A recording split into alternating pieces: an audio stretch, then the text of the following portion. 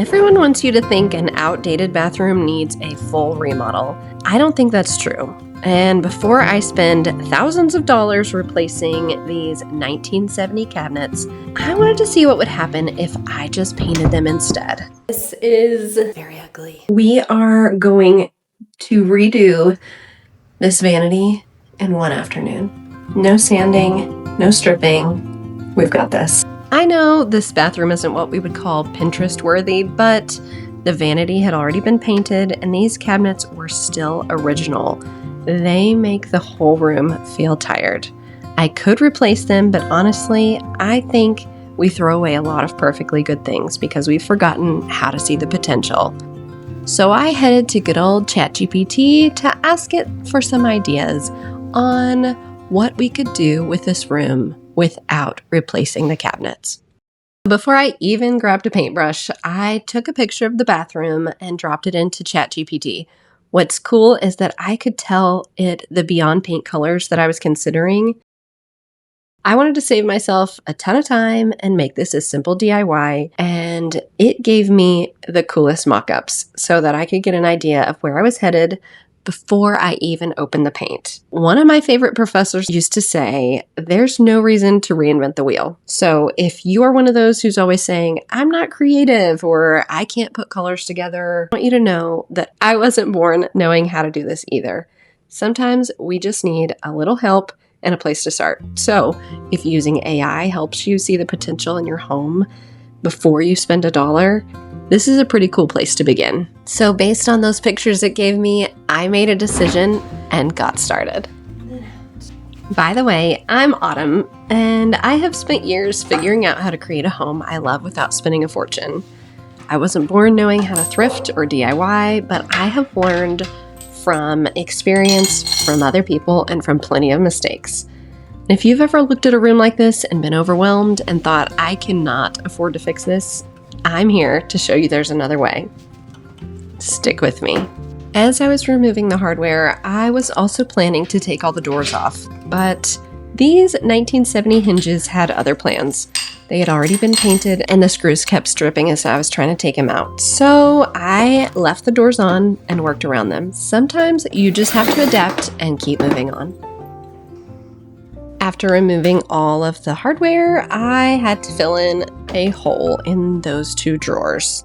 Now, honestly, I think that's how most DIY projects go. You start one thing and find 3 little things that you weren't expecting. But never a reason to give up on the piece. It still has potential. Up next, it was time for the official DIY uniform. You know, the clothes that you don't mind getting paint on.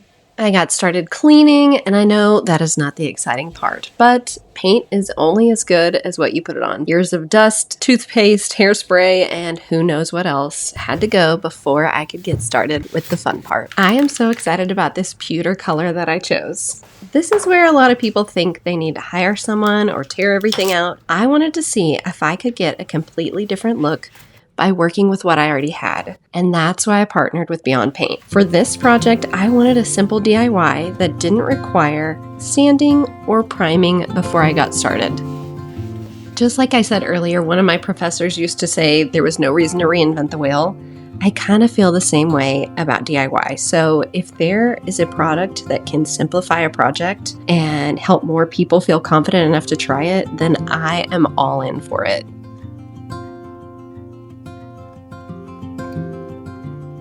By the way, if you like real-life DIY, thrifted finds, and learning how to create a beautiful home on a real budget, I would love for you to stick around. I really believe that beautiful homes shouldn't be reserved for big budgets.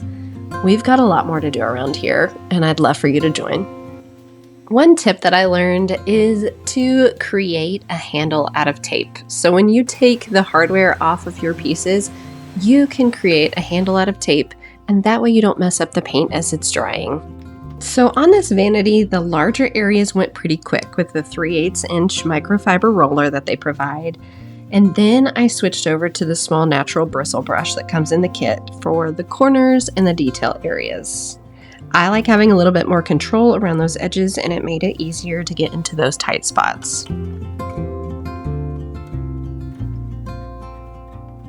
Once I finished the vanity cabinets, it was time to move on to the wall cabinet. I decided that I wanted everything to feel connected, and I knew that leaving this one without any paint or untouched would make it stand out for all the wrong reasons. So we are putting our Beyond Paint here too. Look how tall I am!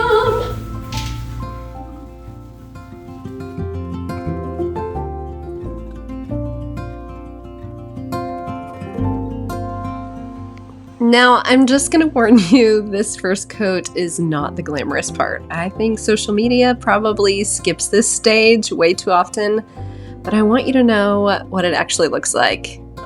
Don't be scared. It's all going to be okay. This paint really only takes about 2 to 3 hours to dry in between coats, which is amazing. So while I waited for that first coat to dry, I went ahead, sanded down my drawer from that repair, and got a first coat on them. And since I had my system down, I moved into the connecting part of the bathroom and repeated the same process on the vanity and wall cabinet in there too. I am not going to make you watch me paint every single cabinet though, because I think we've all sat through enough of those videos where they take forever. You have gotten the gist of how to get a first coat on. So we're going to skip to the next part where it gets really exciting. I'm not gonna lie, the first coat had me a little nervous. I have painted so many pieces of furniture and cabinets, etc., and every time I get so excited about the difference. This is the point where you stop seeing what the cabinets were and start seeing what they're gonna become. Yeah. Look at the difference between one coat and 2 coats.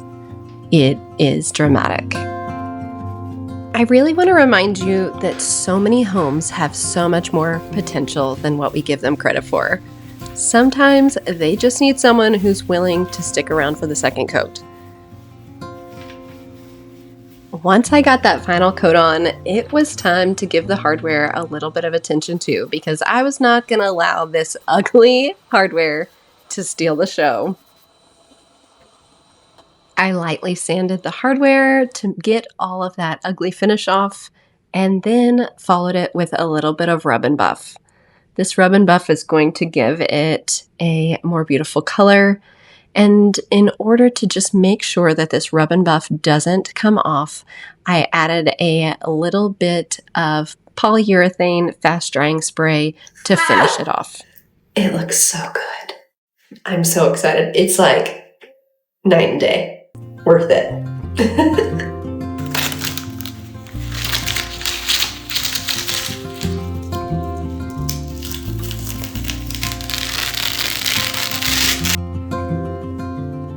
I did have a few little areas where I wandered outside the lines, and a little bit of acetone just helps clean that right up.